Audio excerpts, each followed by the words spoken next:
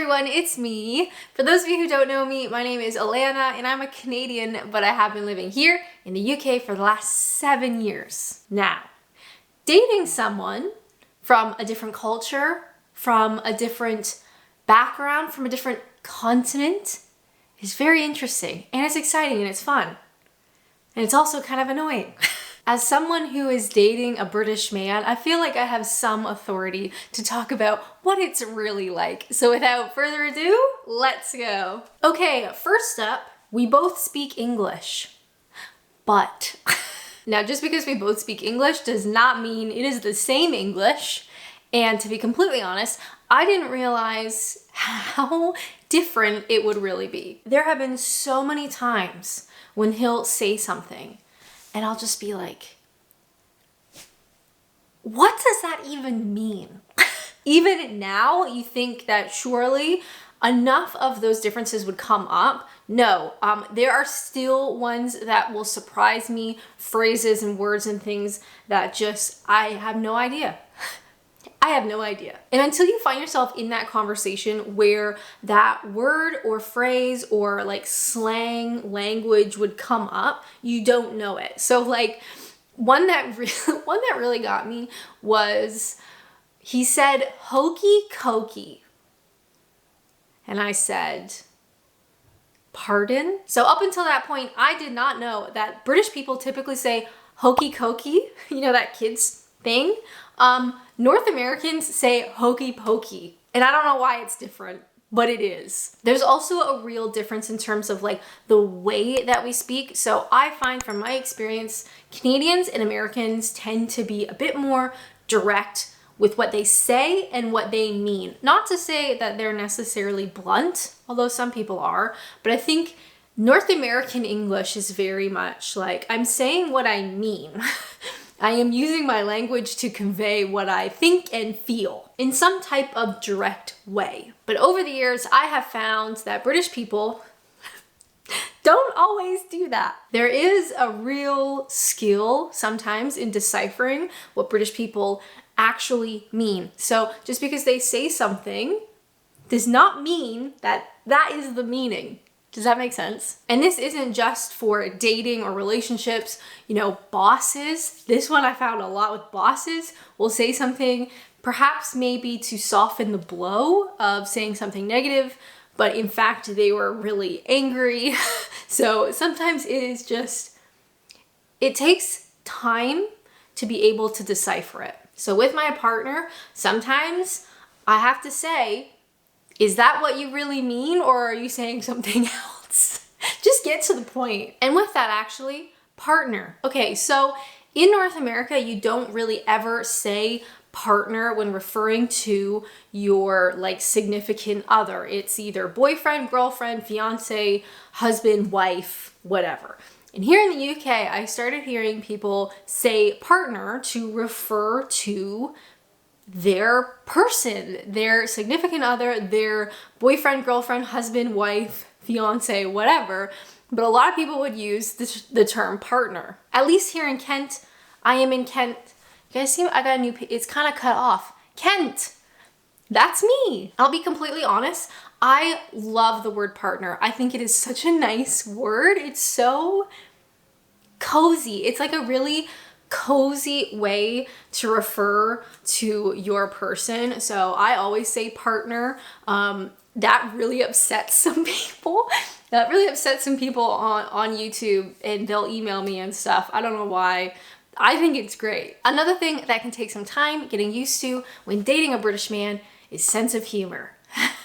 I feel like this could be its own video. Now, of course, it is a stereotypical cliche thing to say that all British people have the same sense of humor, because they do not. But I think overarching that, there's kind of like similarities in terms of types of humor and sense of humor across the UK that they all kind of sit under an umbrella. I don't know if any of this is making sense, but it makes sense in my head. And so each person is different. They do have similarities when it comes to sense of humor, and getting to know and understand my partner's sense of humor took a little bit of time. I'm not gonna lie, it's just different to Canadians and Americans. So we're talking a lot of like sarcasm, bants, if you will, self-deprecating type stuff. I would also say like a little, maybe silly is not quite the right word, but sometimes he would say something in such like a deadpan way and I'd have to be like, is this a joke? Are you being serious? What's happening? And this of course goes for all British people. Like as a foreigner, when you are released into the UK and you are meeting all these people and partners and friends and coworkers and bosses, it does take time to get to know everybody's sense of humor because it is different.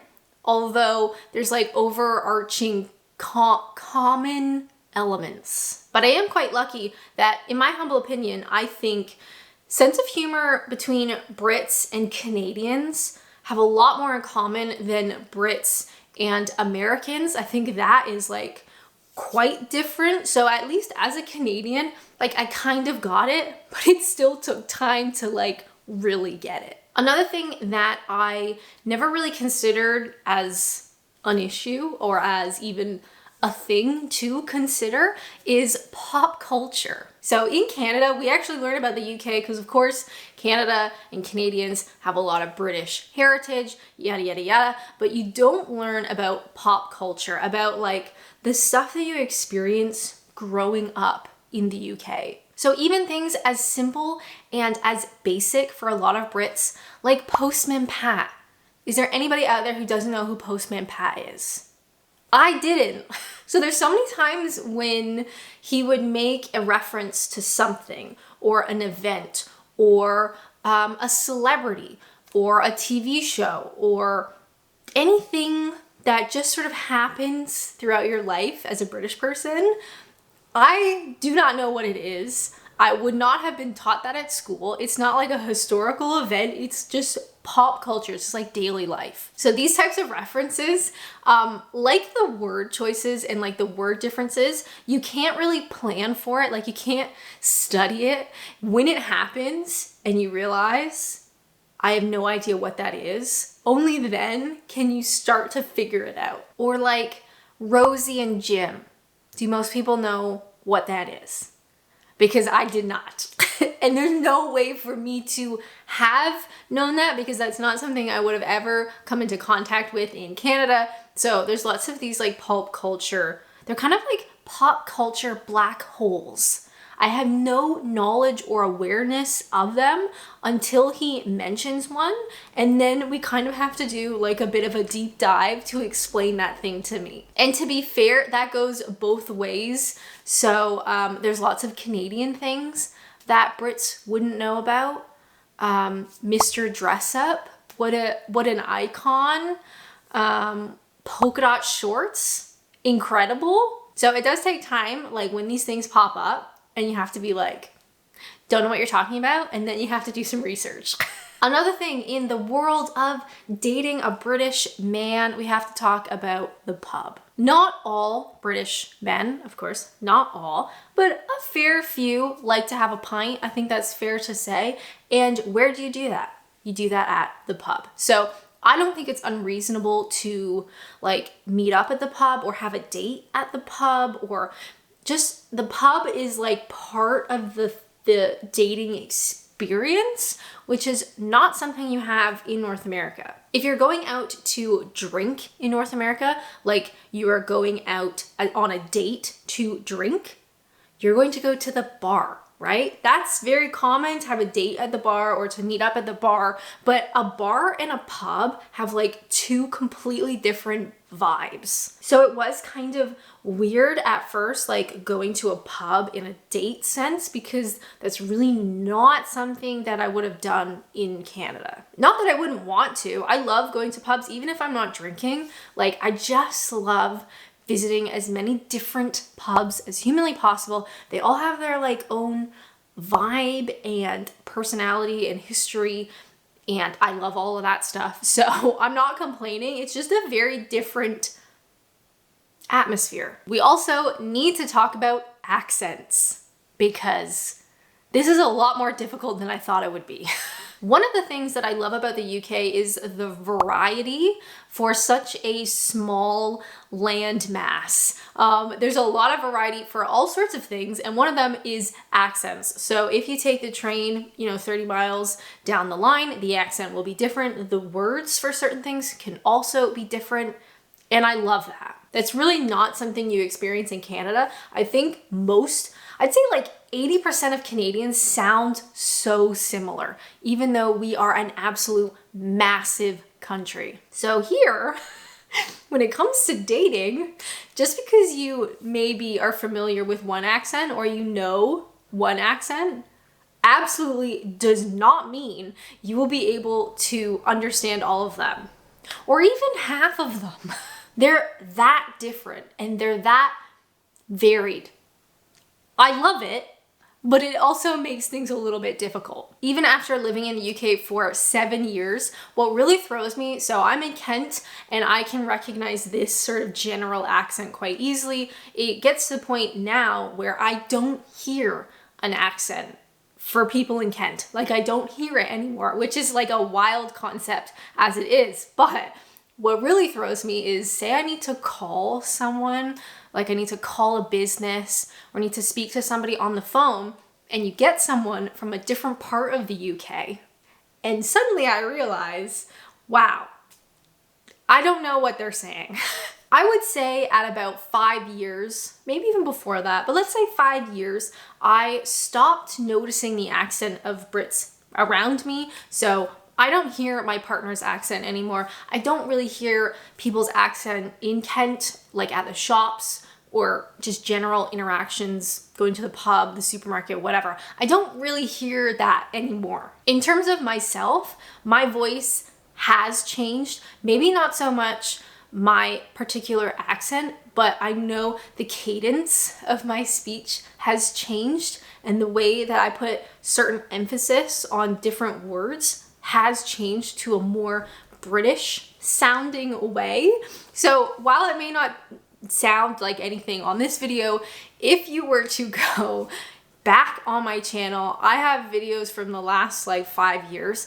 If you found a video from about 5 years ago, my voice is remarkably different, which is wild. So my voice has been changed by being around British people, by dating a British person, but unfortunately for my partner, his voice has also changed. We have had multiple situations where he's speaking to somebody who doesn't know him, and they're like, "So whereabouts are you from?" And he's like, "I'm from here." And they're like, "Wow, your accent is really weird." And unfortunately, that is my fault. Having heard my voice so much, unfortunately for him, his accent has now changed. So it's interesting that even though we do not live in Canada, and I'm sure if he lived in Canada, it probably would have happened a lot quicker, kind of like my voice changing, because you're around so many more people. But even though he's just around me as a Canadian speaker, as a Canadian voice, that has altered his accent, which is just wild. And this is probably like a really long tangent, but I'll end it there. Another thing on what it's really like dating a British man, manners. How nice. Now, of course, we have to say not all British men are polite and have manners and will open the door for you, or will like pull out a chair for you, or all those kind of nice, courteous things. Not all of them, but I will say like a good portion of them. In my humble opinion, it's a lovely personality trait. To be polite, to have manners, I love it.